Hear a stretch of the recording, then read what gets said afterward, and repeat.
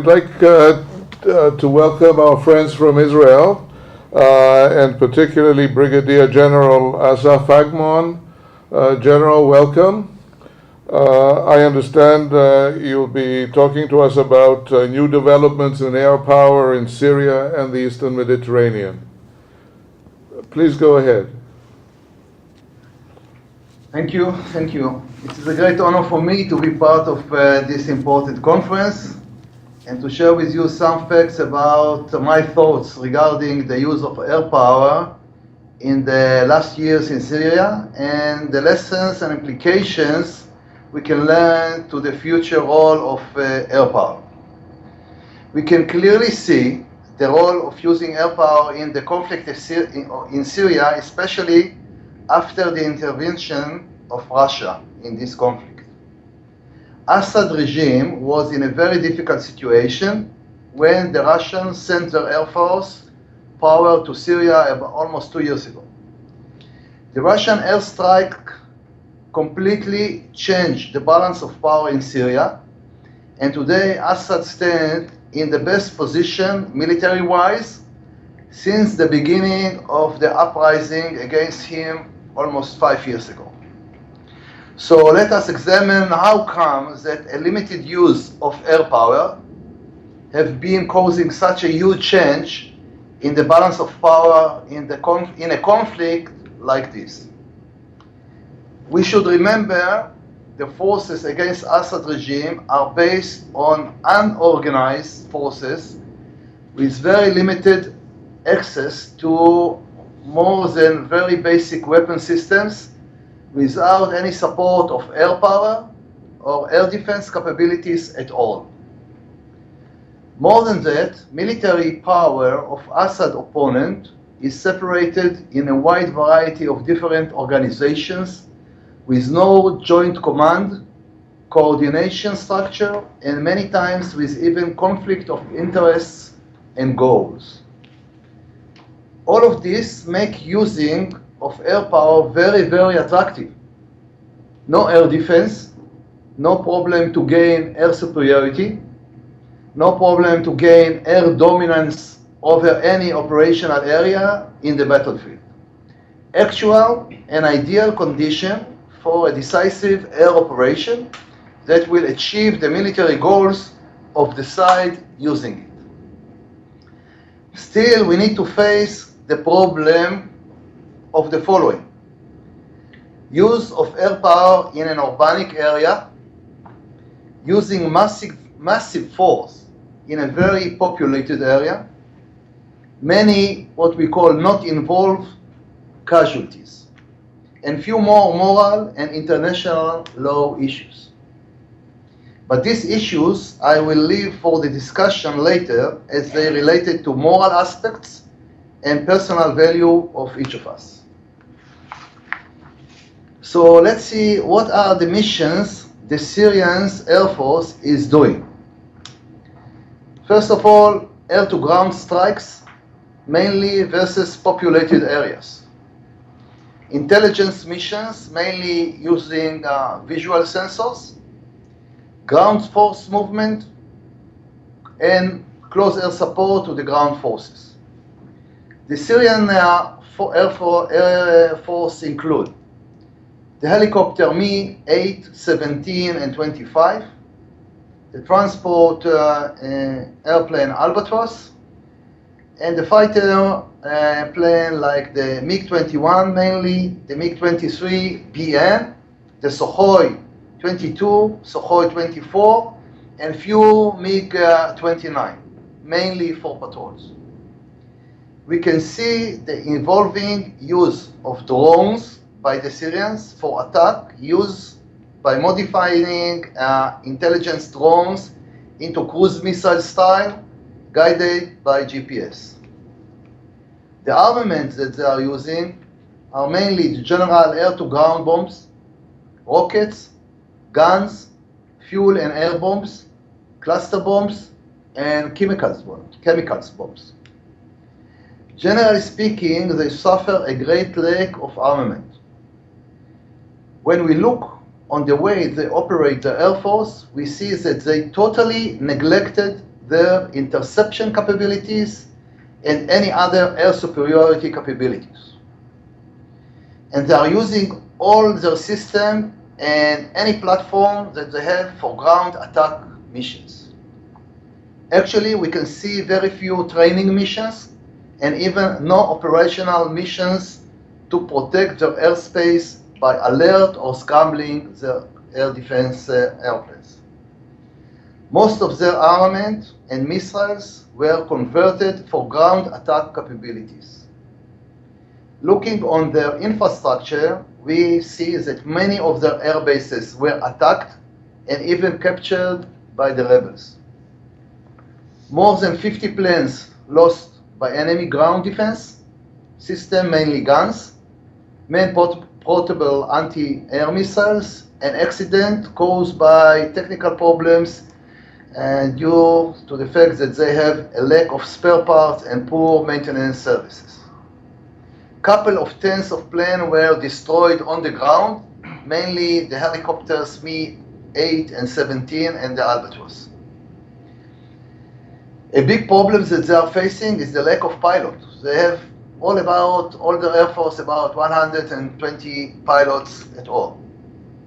To summarize the data till now, we can see that we have an air power with almost no air superiority capabilities, very low air-to-air capability, and a decent ground attack capabilities to achieve an effective ground support and mainly an effective infrastructure and environmental damage to their opponent, mainly killing as many as they can without paying too much attention to collateral damage and so on.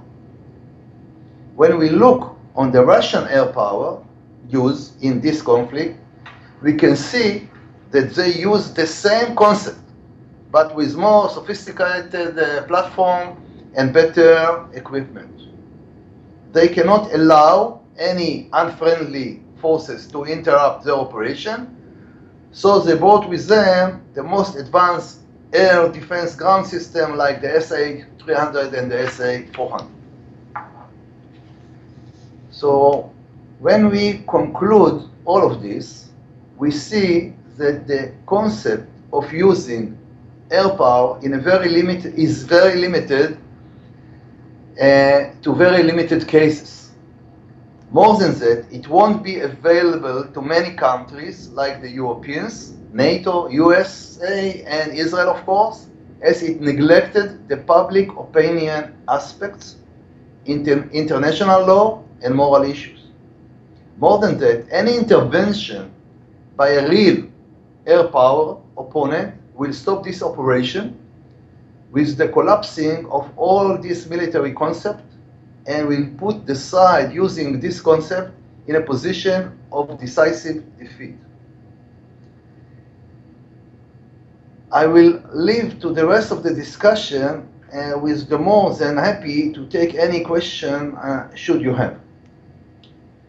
And thank you for your attention. Thank you very much, General. Just to start you off, though, it appears that the strategy that the Russians, together with the Syrians, have developed is that of area denial. And it's a combination. I understand that the Syrians don't have the capability for air dominance, but they certainly, together with the Russians and their anti-aircraft missiles, etc., have the ability to create area denial situations. How do you see that developing? Will that be limited to small areas, or can you envision a broader area denial situation like in the Ukraine? If we are talking about Syria, actually they can decide where to have an air dominance. And actually what they are doing, they are concentrate with their operation over area which they have a conflict with their opponent, with the rebels. So if it's Haleb, they will concentrate in this area. If the area that they would like to keep the corridor to the north part of Syria, they will do it in this area. They can use limited forces to achieve it because they don't have any opponent. So if you take it to Ukraine, and you have an opponent of ground defense forces or even another air power, you will not be able to do this kind of operation in the same way. Because actually, they are the only ones that fly in the sky. They don't have any opponent. And according to international sources, what we call, whenever somebody attack anything in Syria, he face no objection at all. So if you take this concept to an area where there is an opponent with air capability or air defense capability, you won't be able to do such operation. And even if you have a very limited air defense capability, like a man-portable ground missile, you won't be able to do all the very effective operations that they are doing with the helicopters, dropping a barrel of fuel and air kind of bombs that cause a lot of damage on populated area, because you will be shot down immediately. To do this kind of operation, you have to fly very low, very slow, is the best target for any ground defense missile that they have. So I don't see that this concept of operation can be taken to any other places beside a place that there is no air power existing at all that opposed to your operations. General, if I may, I'd like to ask you from an Israeli perspective what you see the role of the Peter the Great and the Kuznetsov operating in that area. Oh, this is a very complicated question, but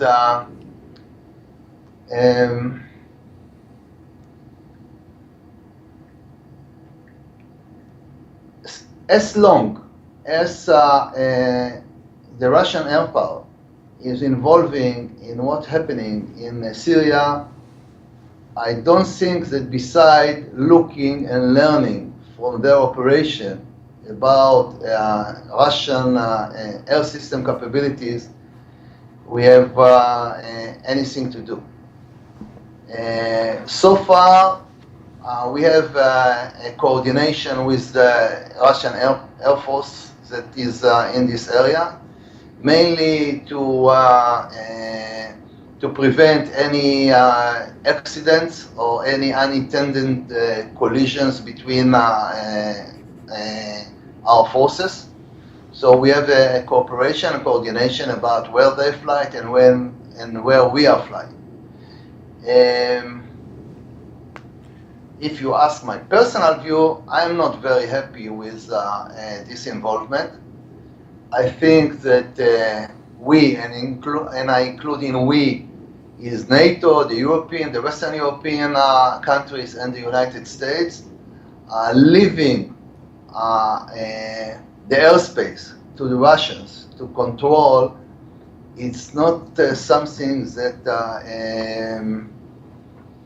support the Western world interests.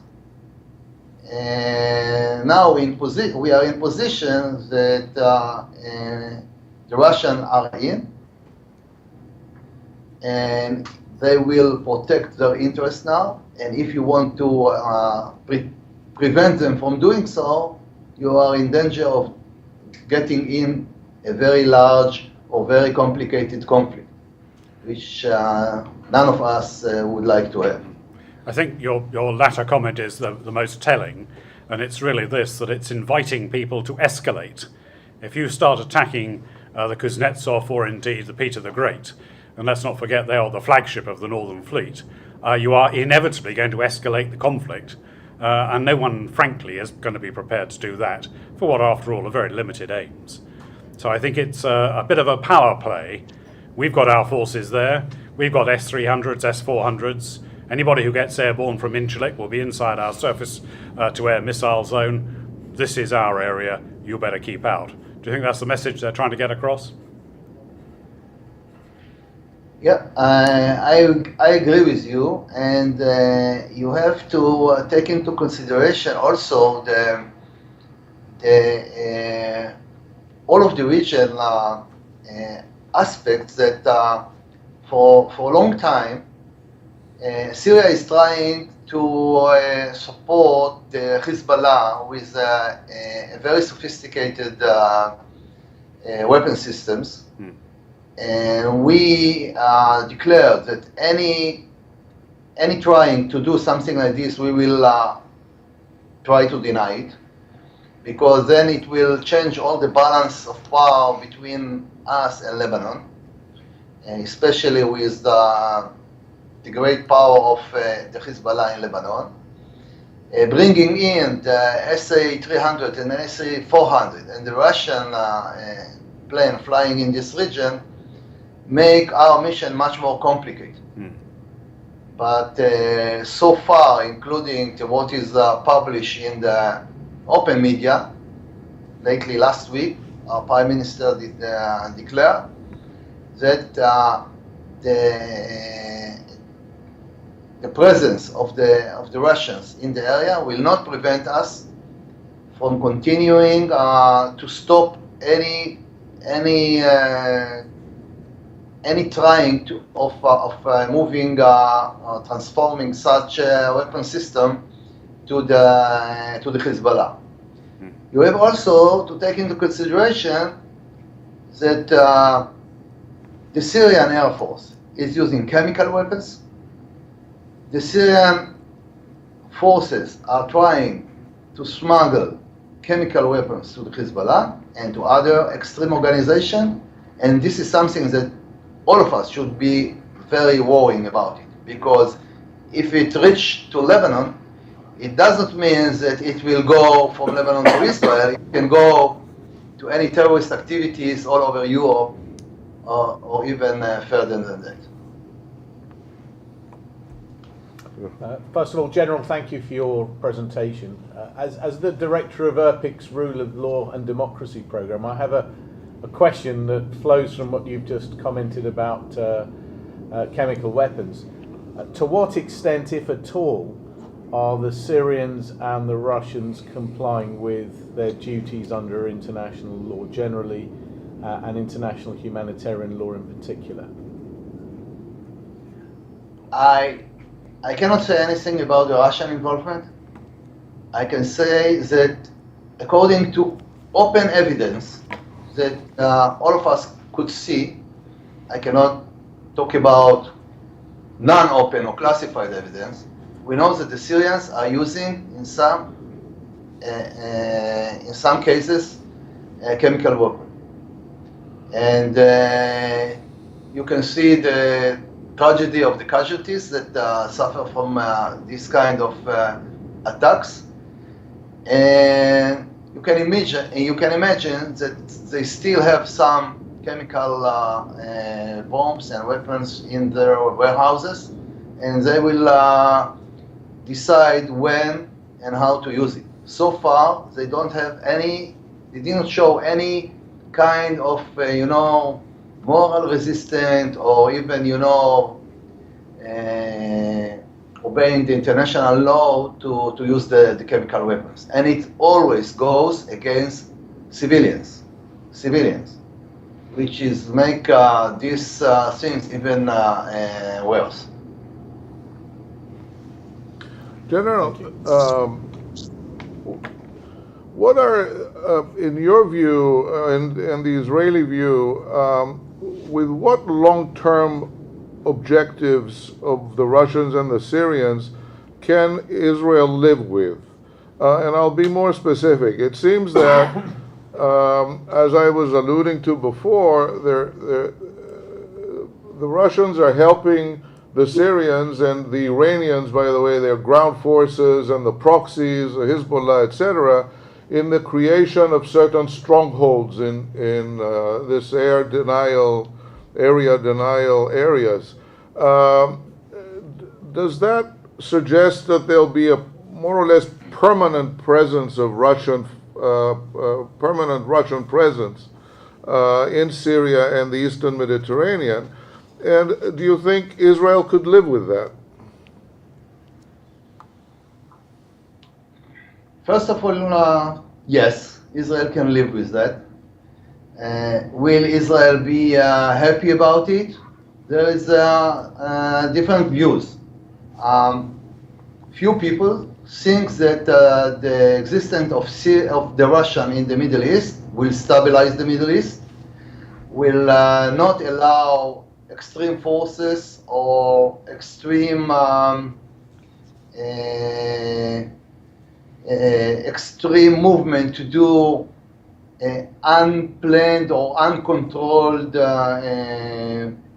military acts. So they will keep under control the Hezbollah and the Syrians, and this will control or stabilize the area. Other people like me, I don't think it's good for Israel. I don't think it's good for the Western world, because we have to remember that the main power in the Middle East and the one that is all the time are working to destabilize the Middle East for their purposes is Iran. And Iran is the main supporter of Assad regime. And now, in our case, in Israel, it was always what we call the root of the evil, what we call, or in different name, it was Iran, Assad, Hezbollah, and the Hamas in Gaza. And this was the chain of evil, what we call. And it was on the verge of collapsing. When if Assad regime would have been collapsed, this chain was destroyed. Then Hezbollah will lose their main base of power, their main base of military support and military weapon system, and their situation would be dramatically changed. When the Russians get in, this situation completely changed. Now Assad is in a relatively stable position. The casualties and lack Hezbollah that is suffering for a lot of popularity in Lebanon because their people are being died in a foreign country, and now they are in a better position.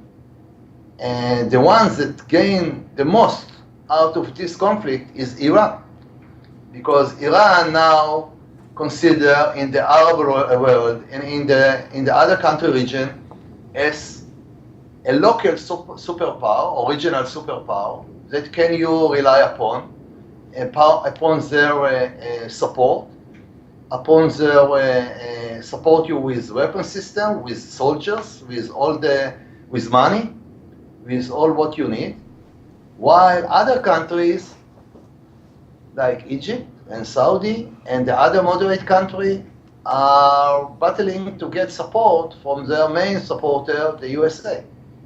So all this, for the long run, is not for the good, in my point of view. The only question is how long the Russians will stay here and how long this will serve the Russian interest, which I don't have the answer for that.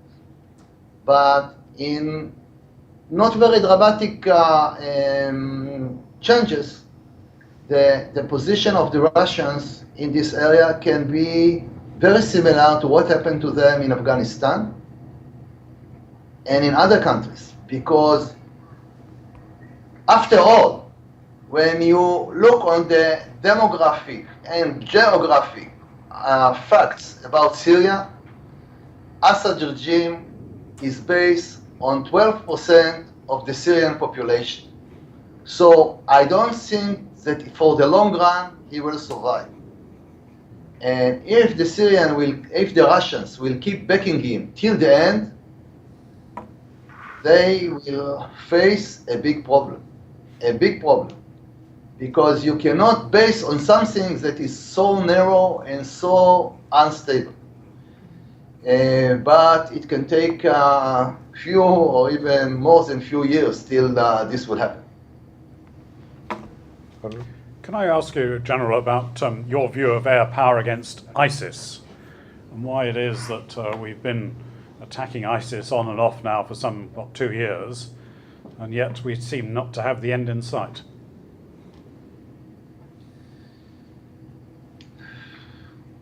I will go first to my personal view before general.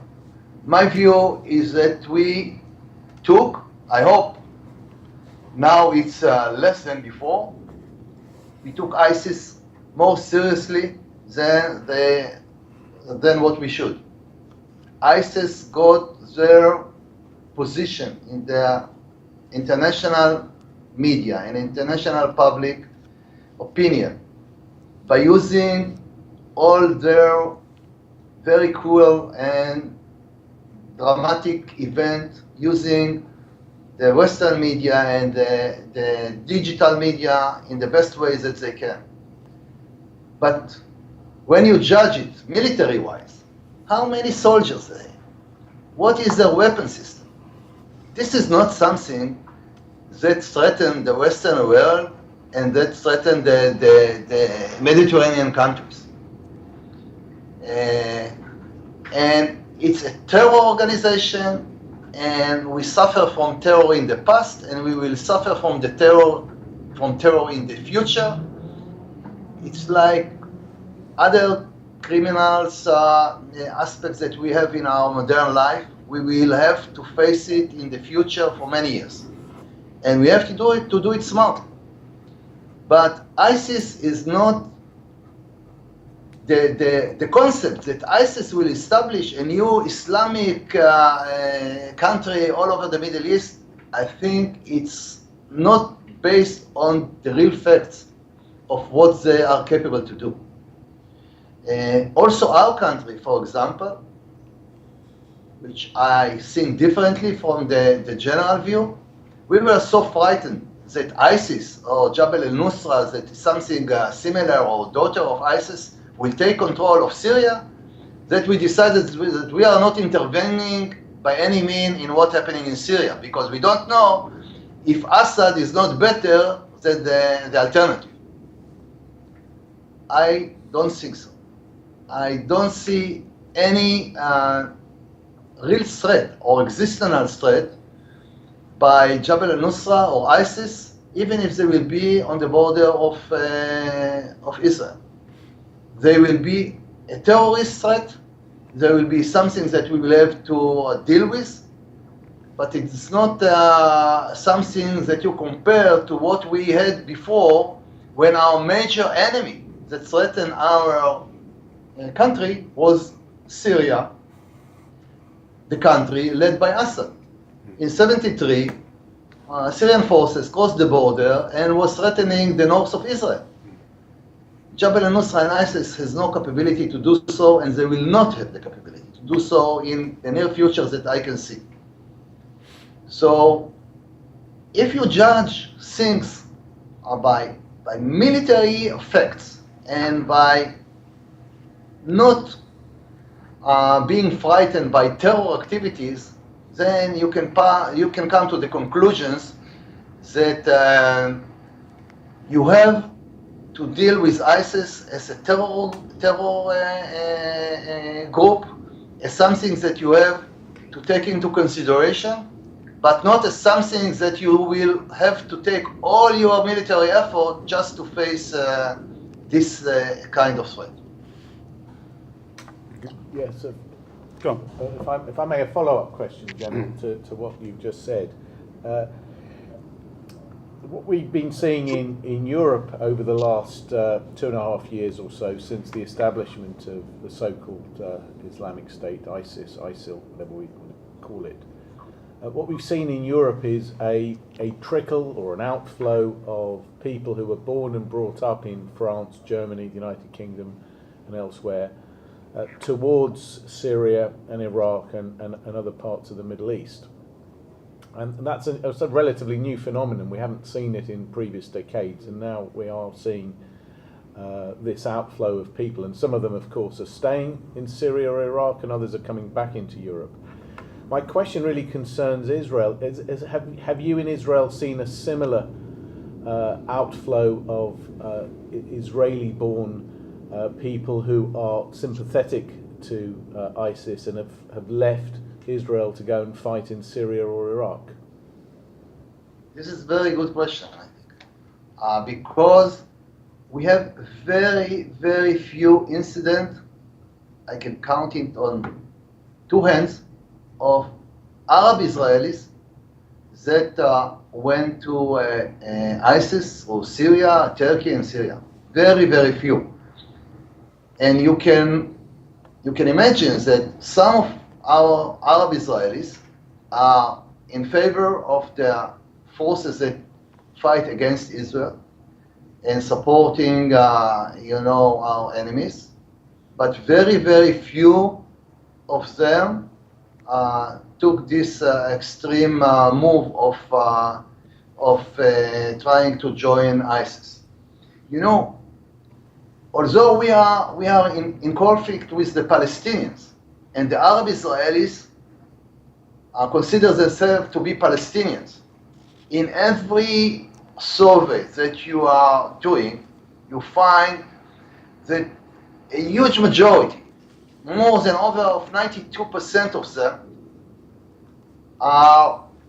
when they were asked, should you go, if there will be a Palestinian state, would you move to the Palestinian state or stay as an Israeli citizen? More than 92% of them say we will stay as an Israeli citizen. Although they are here a minority that thinks that they deprive of some of their rights, but overall, they have a full identification themselves as Israelis, and they made their fight for equal rights and all the others ideas that they would like to have as an Israelis. So we really saw very, very few that went to join ISIS, and when something like this happened, in most of the cases, their families notify the establishment about it, and they try every way to bring them back to Israel.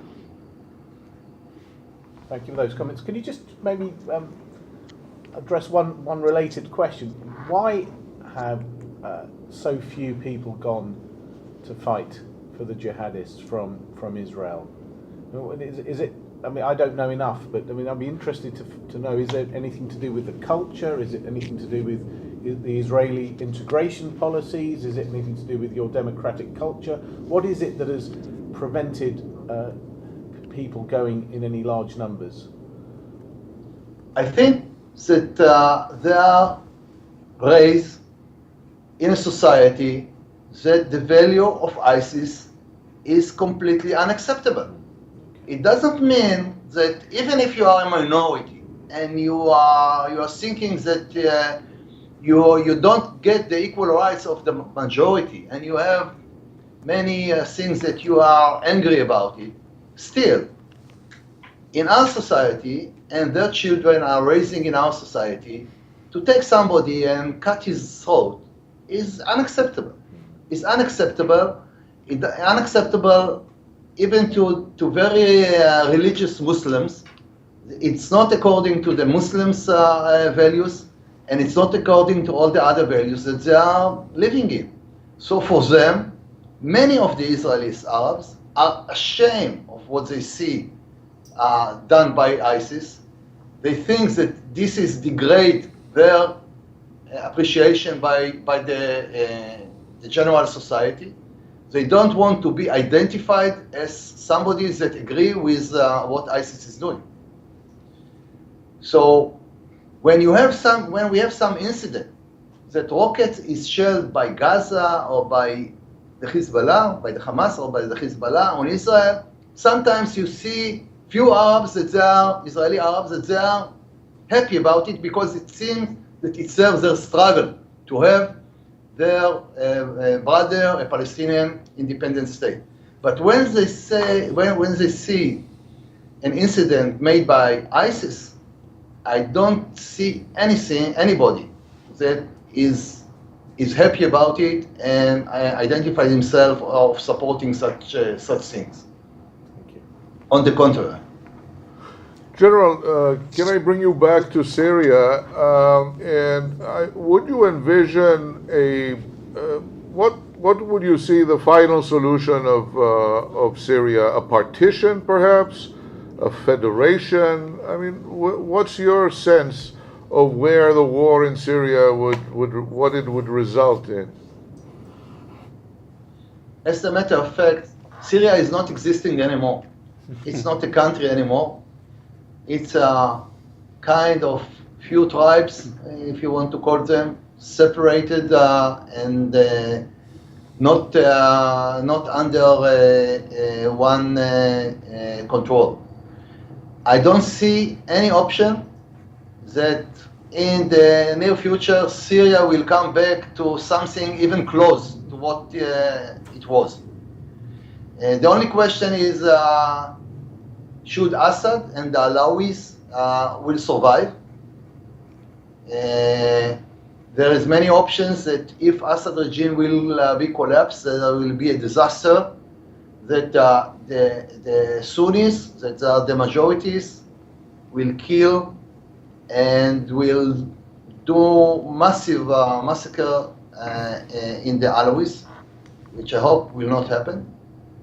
And the only other option is that there will be few province of or separate small countries, but it's very, very complicated because the hatred and the conflict of interest between all these groups is not something that can be resolved, but okay, let's give the Alawites this area, you will have this area, the Kurds another area. It will not be like what we saw in previous Yugoslavia. It will not happen like this because the conflict of interest and the fight about natural resources, like the oil, like the water, is so strong that the conflict will go on for a long time. Can I just follow up on that then? If there is some sort of partition, despite the fact that it's very much a checkerboard type of arrangement of ethnic minorities and majorities, and the Alawites take the area to the western side under Assad, what will happen in the vacuum then that is to the east of them, going towards the Iraqi border? What will actually establish a power basis there? And is there some way in which maybe Saudi Arabia would become involved in that area? If Saudi Arabia will try to be involved in this area, then they will have problem with Iran. I don't see that Saudi Arabia is looking for a conflict with Iran beside what they already have. I look about this area that the most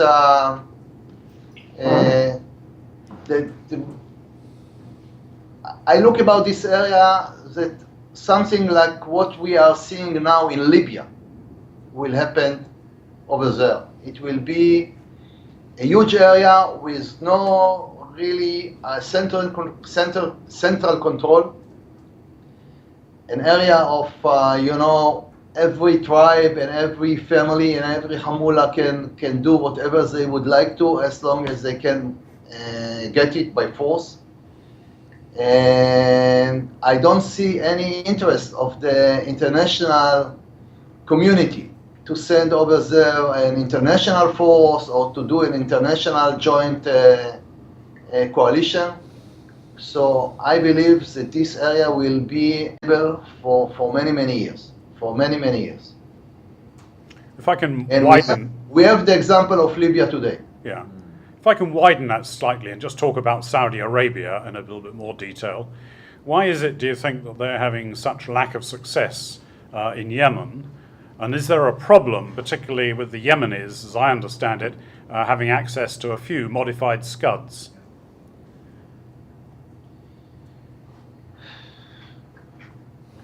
I don't think that Saudi put the Yemen conflict as first priority, that they will try to do whatever they can in order to achieve their goals. But more than that, I think they are smart enough to understand that in order to achieve a decisive win or victory in Yemen, it's something that is very unlikely to be achievable. In these long areas, with so big diversity of the population, it's almost impossible. Look at what happened to the Russians in Afghanistan. Look what happened to the Americans in Afghanistan. This is similar areas. You will be able to destroy the major infrastructure, but still you will not control the area, you will not control the ground, you will go into an attrition war that will take a long time, you will pay a lot of casualties, and you will not change the situation dramatically like in a normal war that one side is winning and the other side is losing, and there is a treaty, an agreement, and you go to the next phase. It will never happen in such areas.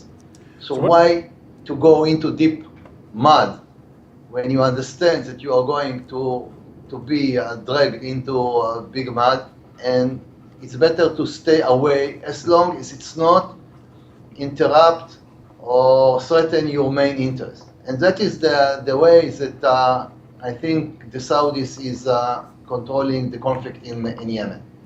But what you seem to be suggesting, if I read you right, is that not only in the areas to the east of Syria, but also in Yemen, we're going to have lots of ethnic groups under warlords, and the best thing we can do is just take well clear of them. Is that what you're saying? Generally speaking, yes. I agree with this. And the best way or the most efficient way is to try to make sure that outside intervention will not unbalance the situation. The problem in Yemen is that the Iranians are involving in it, and when you send the message to Iran, keep out of it, and this I think what is the Saudis is trying to do, similar to what happened in Bahrain a few years ago, then is the situation that you are controlling the fire within its limits. Otherwise, if you are outside of it complete and you are saying it's not my business, then you will suffer an uprising in Bahrain, in Yemen, and then in other countries, and this is something that you must try to stop. So the smart move is how or when to intervene. Usually, if you are smart enough and you have a long vision, you do it very early and not late. As in Syria example, I think that if the Western world, and including Israel, would intervene earlier, Assad would not exist, Russia will not be in the area, Iran would be very, very smaller than it is now, and it was for the good side of the Western world and the global world as well, I think. Yes, General, my last question is actually a comment. I invite my students to read Aristotle's analysis of tyranny. It's in Politics and in a number of his other works. And in his analysis of tyranny, Aristotle teaches us that you can spot a tyranny in the making when the father, tyrant, is grooming one or more of his sons to take over. And in our discussion, we've mentioned Libya and Syria, and in both occasions, a tyrant, Colonel Gaddafi in one case, the father, Assad, in the second case, were grooming their children to take over.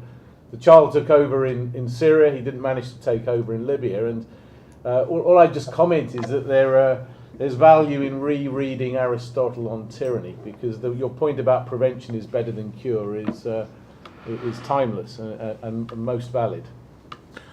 General, let me bring you back to Lebanon this time. So far, it seems that the war in Syria has not spilled over to a great extent into Lebanon. But what we have is the election of President Aoun with the support of Hezbollah. And it seems that there may be the situation as being, the stage is set at some point for another perhaps confrontation with Israel through Lebanon. Do you see that? I mean, are you concerned about the developments in Lebanon?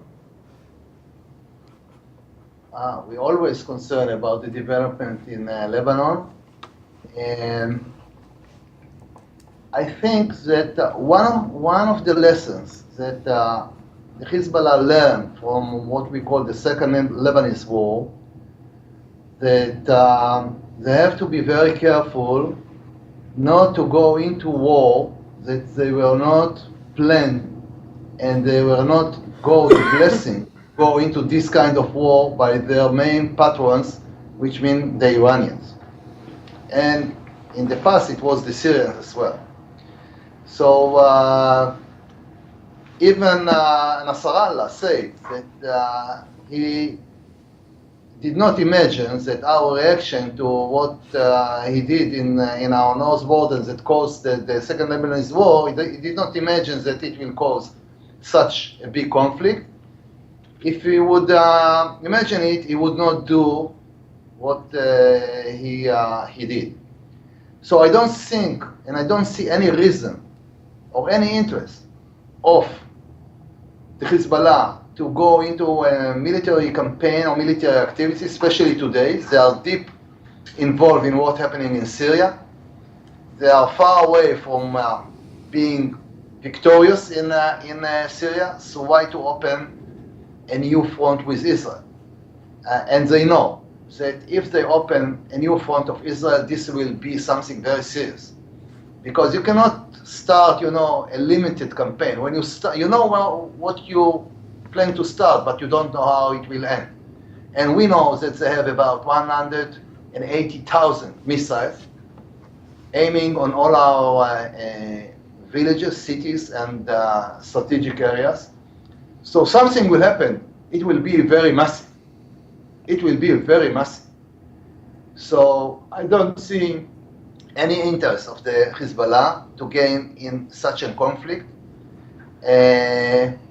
But they are building their forces and their infrastructure to the point that they will be directed by Iran, for example,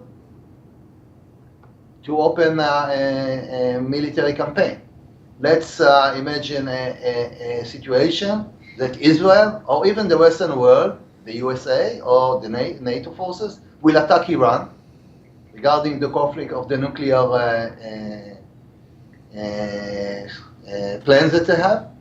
Then there'll be a possibility that Iran will direct Hezbollah, okay, this is the time, this is the right moment to start kind of operation. This is something that we have to prepare ourselves, and I think the Western world also have to prepare ourselves. So it's a very worrying situation, but I don't think any interest of the Hezbollah, which is the major power in Lebanon today, to do some activity that will bring into a huge conflict in our area. Can I just, as a final question, widen it slightly? You've hinted at the position of Iran. I would be grateful for your personal view of the Iran nuclear agreement and also the Israeli view of the Iran nuclear agreement. Okay, the Israeli official view about the agreement is that we are very happy, very unhappy. That we think that we have not denied the capability of Iran to become nuclear, and at the most we postponed the days that they will be able to become nuclear. My personal view is that the only one that can prevent Iran from becoming nuclear is the Iranian people. If the Iranian people will understand that for their interest, they should give up the nuclear capabilities, nuclear military capabilities, this is the only option that they will do so. We see that even in a country much poorer, like North Korea, they are nuclear, they did not give up becoming nuclear, and superpowers like the USA cannot prevent them from being nuclear. So if we, the Western world, will find a way to show the Iranian people that it's better for them not to have nuclear power, then it's the only chance to prevent them from having nuclear power. Otherwise, they will keep their attempts to have it. They are smart, they will do it in steps that will bring the best benefits for them without exposed to painful sanction. But we see now from the last development in the Senate and what is the elected President Trump is saying about this attempt, that this conflict will continue to keep us busy and in a very, very intense style. We have to take all what we can to try to convince them not to have the nuclear capability. Not as an Israeli. I am, as an Israeli, don't think that when Iran or if Iran will have a nuclear capability, they will attack Israel. But when they will have a nuclear capability, it will be a different ballgame in all of the region. The stability of countries like Saudi, like the moderate Arab Emirates, all this country will be very, very unstable, and this should worry all of us very much. So it is common interest not to make Iran a nuclear regional superpower, because it against all the interests, the common interests of the Western world. This is my point of view. Thank you. General, thank you very much for a great presentation and question and answer. We'll interrupt for a few minutes and return. Thank you very much. Thank you. You're welcome. Yeah. Thank you very much.